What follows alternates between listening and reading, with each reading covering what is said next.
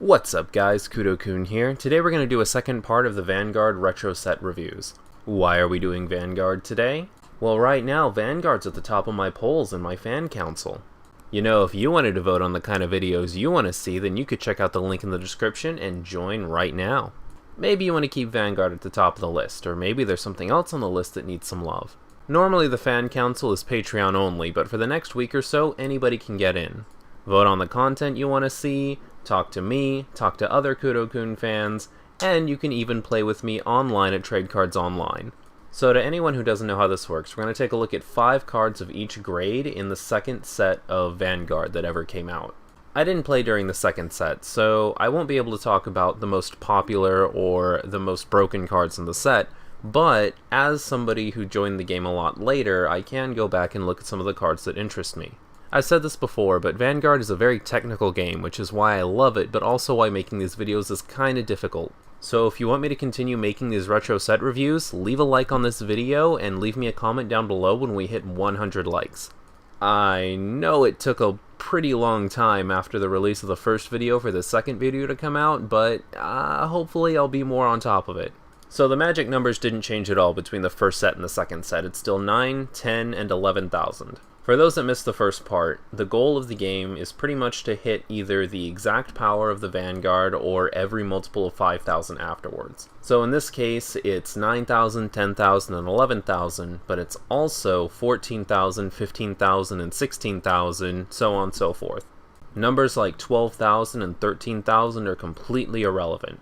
I'll show the maximum power that a card can hit, and also the shield that it takes from each power level of Vanguard. Starting with the grade 3s. The main magic number we're going to be looking for is 21k. At 21k, regardless of what your opponent's Vanguard is, it's going to call out 15k worth of shield, which roughly equates to 3 cards. There are 10k shielding level 0s, and of course, at this point in the game, there are also the super guards where you can discard 1 card from your hand and you just negate all of the damage. Our first card here, the Soul Saver Dragon, is capable of the 21k. And on top of that, it gets a pretty sweet ability. When you ride it as your Vanguard, you can get rid of 5 from your soul, and you can give 3 of your rear guards plus 5k. That's essentially drawing out another 3 cards from your opponent's hand. The downside, of course, is that if you don't have 3 rear guards in play when you play this card, it's not as good of an ability, and you only really get 1 chance to do it. But if you do it, it is pretty darn good. Next up, we start hitting some Granblue shenanigans, and at this point in the game, they are shenanigans. At the beginning of your main phase, you can soul charge 1 to give this unit plus 2,000 going up to 12,000. There is a Granblue grade 1 who can give 10,000 boost, so you can go up to 22,000, which is good. The extra 1,000 doesn't do anything at this point, but at least it hits 21,000. It's also got a bit of an ultimate ability where you can Soul Blast 8 and Counter Blast 5 to take up to 5 units from your discard pile and put them in play. Not always super useful, but still really good. Especially because that means you can intercept a lot more without it being such a detriment.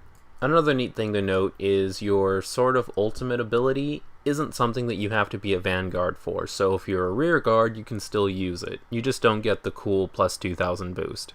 Master Frauda from Mega Colony is also capable of 21k, because you can boost up to 13,000 if you're boosted by a Mega Colony unit, and there's a Mega Colony unit with 8,000.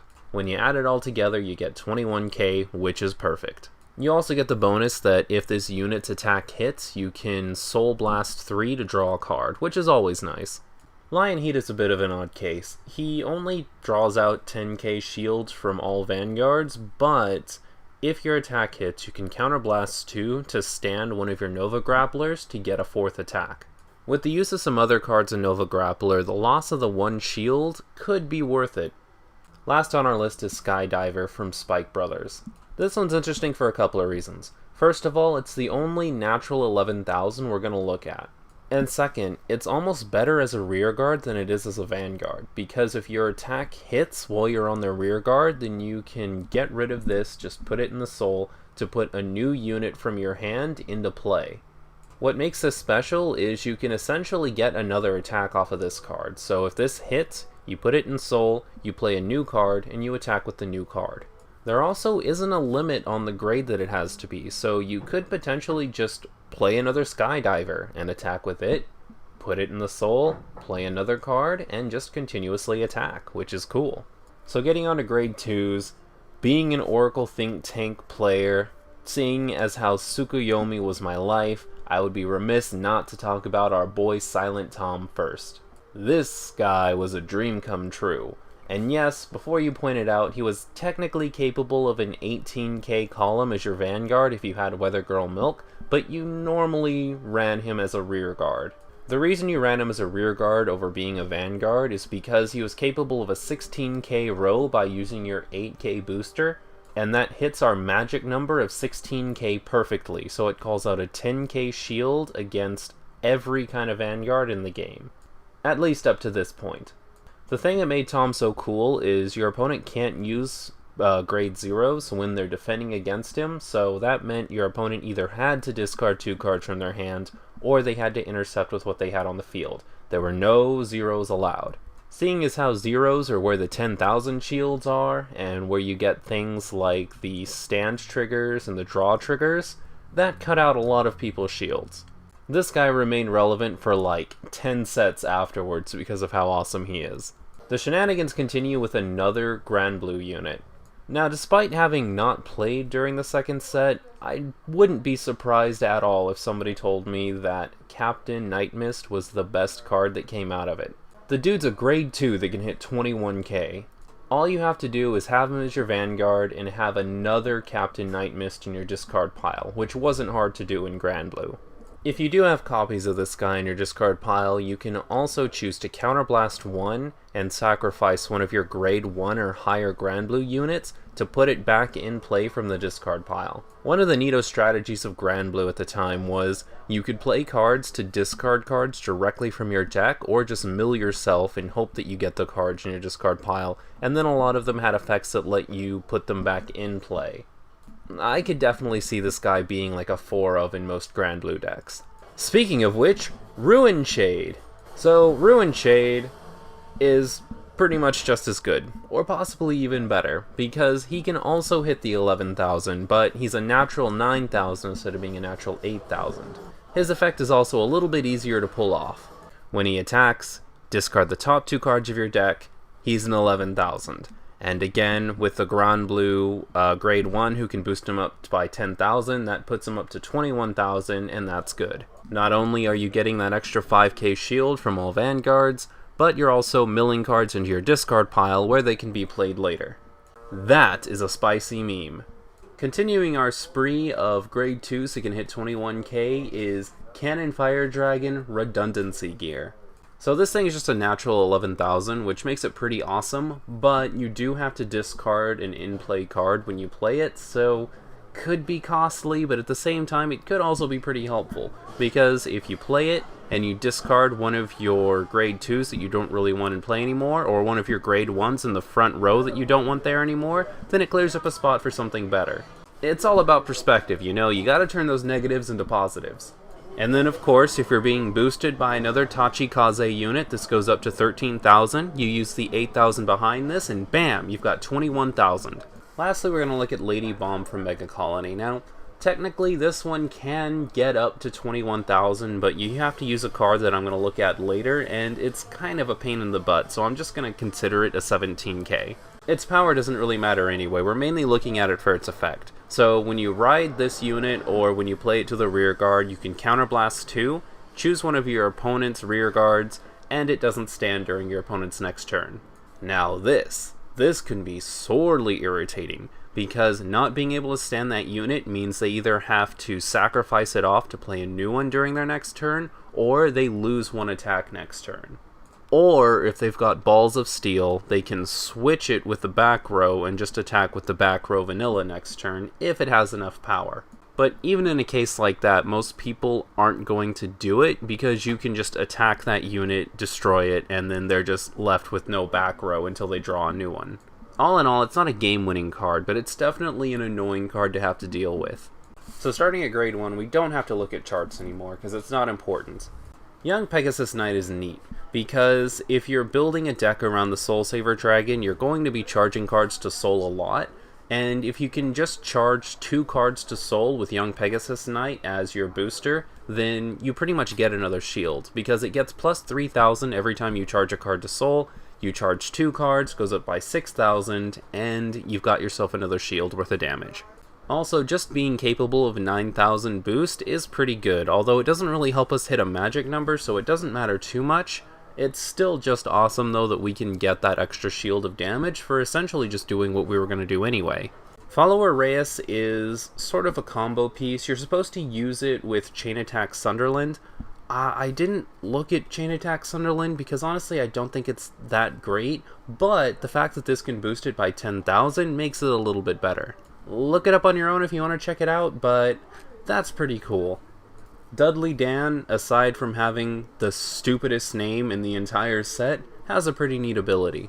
So when Dudley Dan boosts your Vanguard, you can Counterblast 2 and put 1 Spike Brothers card from your hand underneath your Soul to search your deck for a Spike Brothers card and put it in play. That's really, really dumb, because it doesn't necessarily state what grade that the Spike Brothers card you play has to be. Now, I'm guessing that the rules still apply here, so if you have a grade 1 Vanguard, then you can only call grade 1 units, but regardless, it's a really nice way to boost up your field by using cards from your deck. You charge a grade 3 that you don't need, and you get a useful grade 1 in return that you can attack with this turn. It does cut your power down a bit because you've only got 4,000 in your back row, but it could be worth it. Hey, remember I was talking about how Granblue had a grade 1 unit that could boost by 10,000? Well, guess who we're looking at next? It's Evil Shade. It's 6,000 base, and you can discard the top 2 cards of your deck to give your Vanguard another 4,000 when you attack. Discard the top 2 cards of our deck? Oh no, that's only exactly what we want our deck to do anyways.